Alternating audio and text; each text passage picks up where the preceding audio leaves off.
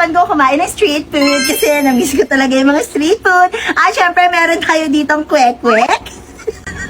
Meron tayong lumpia. Teka, ayusin ko muna yung buhok ko kasi medyo ano kasi siya yung ayun na, okay na to. Tapos, meron din ako nakita kikiam. Ito yung kikiam sa kan. Eto, yan. Tapos, syempre, yung favorite ko na fish, ano ba to? Yung squid balls. Ayan. Namiss ko talaga kumain ng street food. Siyempre, hindi pwedeng mawala yung paborito nating sausawan. Siyempre, yung ating sauce at yung suka. Ayun yung suka natin. At siyempre, meron tayo dito ang buka juice at yung mango juice. At hindi ko alam kung ano to. Basaan ba to? Ano ba to? Basta, ano siya, isa din siya sa ano. Meron siyang, ano tawag dito? Meron siyang condense. Ayan. So, ang unang ko munang titikman. Teka, ayusin ko may jacket ko kasi nalalaglag eh. Okay. Ang unang mo, teka, yung buhok ko din dito sa kabila. Ayan. Isip ko muna yung buhok ko. Wait lang. Ayan. So, ang una ko muna kakainin is yung favorite ko. Proven. Ayan, yung Proven. Yan. Siyempre, dapat isaw-saw muna natin. Ito yung Proven na gusto ko. Isaw-saw natin sa suka. Ayan. Wait lang. Oops! Nahulog. Dali. Huwag na lang tayong iba kasi nababad na yan. Ayan. So, tikman natin. First bite. Masarap siya. Pagka yung buko nakakain ko. Wait lang ha.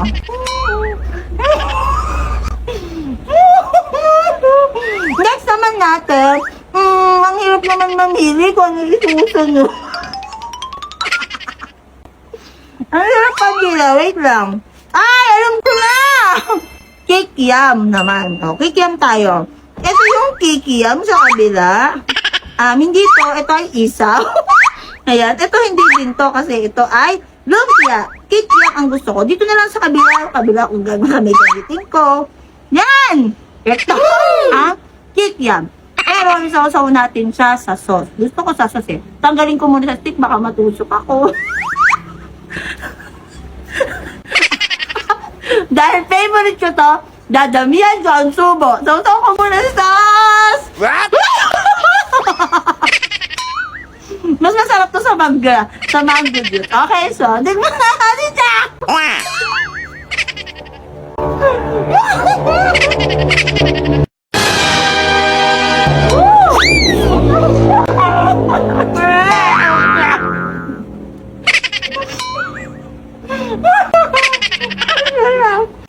Ang sarap! Pagkasawa the best chicken in the world! Pero nakuhawa ko, gusto ko muna uminom. Juice na lang, at ang juice, yung pinagsawsawan ko. Tinamin ko siya.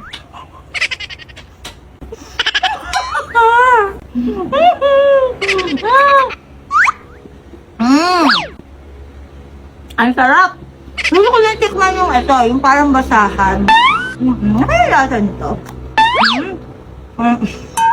Pero lulukin ko muna yung kikiam.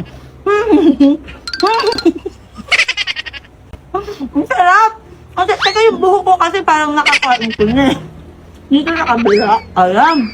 Teka lang. Kaya sarap kumain mag-isa. Alam niyo mga kapatid, masarap din parang ng ganito. Parang may ayaw moment ka. So, tikman na natin to. Ito ay parang ano ba yata to? Ano lasa nito? Tikman natin! Durugin natin para makakita.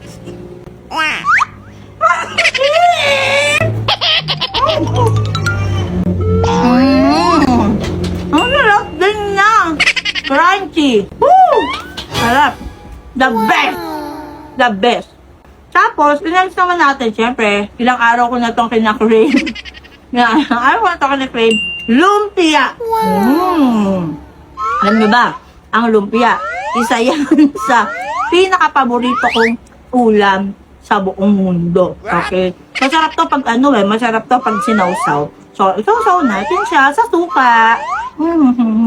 Yan. Sausaw, sausaw. Tapos, kagatin na natin! Sorry, medyo na ano ako eh. Lumpiang ano pala siya? Toge! Ang sarap! Kaya pala, ang sarap. Tikman natin para matapos na tayo. Tikman naman na. Tikman. Tikman na. Next naman natin ang paborito kong kwek-kwek. Yan, lahat naman yata ng tao sa Pilipinas, paborito ang street food na kwek-kwek.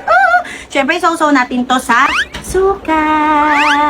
Ang sarap-sarap talaga nito. Oo. Yan. Lalo na pag nilagay mo sa dahilim ganito. Ang sarap-sarap.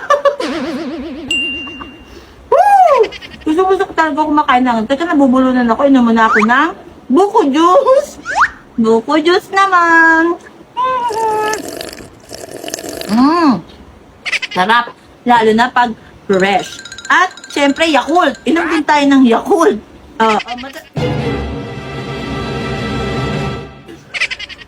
Masarap din ang Yakult para din makapagbawas tayo yung mga ang tag dito. Syempre, may probiotics yan. Inumin na natin.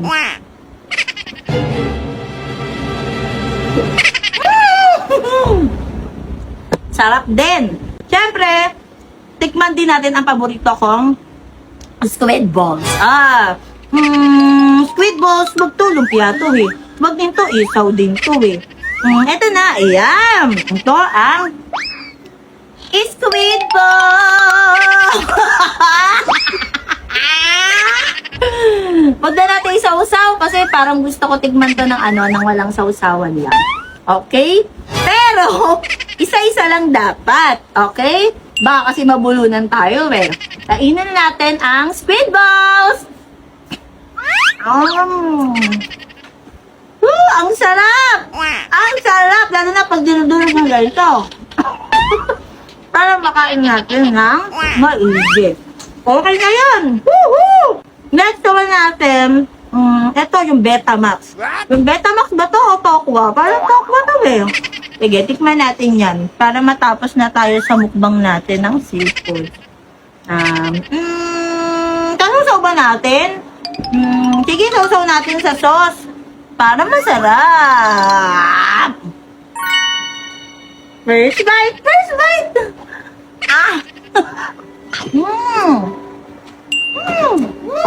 Sarap!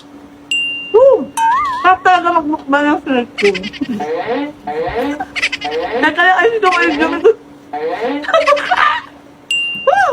Busog na ako. So, iinom na tayo ng mango juice kasi walang nabusog na talaga ako. Tapos, ibigay na lang natin to sa mga kapatid natin. Pero tingnan naman natin kung malamig pa siya. Kasi masarap to pag tingnan na natin.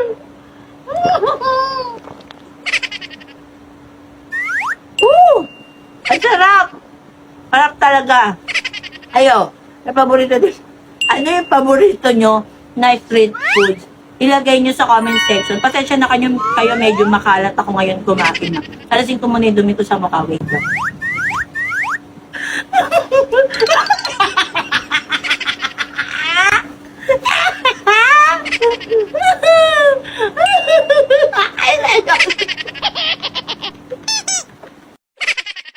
Alam niyo mga kapatid, hindi ako talaga pala suklay na tao kahit meron akong mahabang buhok. Kasi, ewan ko ba, parang feeling ko kasi since nag-hair loss talaga ako, naglalagas talaga yung buhok ko.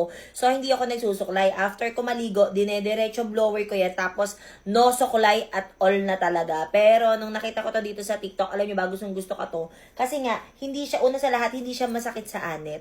Yes, so kahit iganyan mo yan. Tapos, kahit diinan mo yung pagsuklay. So, ayun o, nakikita niyo ba? Kahit diinan nyo sa anit nyo yung suklay nyo, talagang sumusunod talaga siya. So, hindi siya yung masakit sa anit. Yes, mga kapatid. At the same time, alam nyo ba, ang ganda ng bristles nito. So, kung nakikita nyo yung bristles niya, sobrang lambot lang din nito, mga kapatid. Kasi, di ba yung ibang suklay, ang tigas ng pinakangipin niya. Diba? Nakakasugat talaga ng scalp. So, ito hindi. Kaya simula nung binili ko to, mayat-maya na talaga ako nagsusuklay. Ayan, minsan sila nagsusuklay sa akin. Gustong-gusto ko nang tuloy lagi sinusuklay yung buhok ko ngayon. Oo. Kaya ako naghahanap ka ng suklay na hindi masakit sa anit at the same time, magandang klase na siya. Mura pa, ilalagay ko sa yellow basket, mag-check out ka na din. Miss! Saan po papunta dito ng Amerika? Amerika? Opo. Naku, wrong way ka dun yun sa West. Ay, sa West po ba yun? Sige po, thank you po. Ano ba yan? Wala akong pera pang gala. Saan kaya kukuha ng pera? Alam ko na.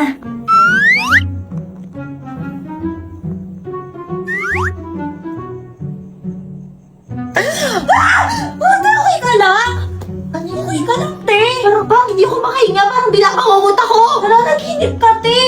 Nananaginip ako? Nananaginip ka, te. Tapos ginising mo ko? Ginising kita, te. Kanina ka pa gano'n ng gano'n, nagwawala ka sa higaan. Gano'n.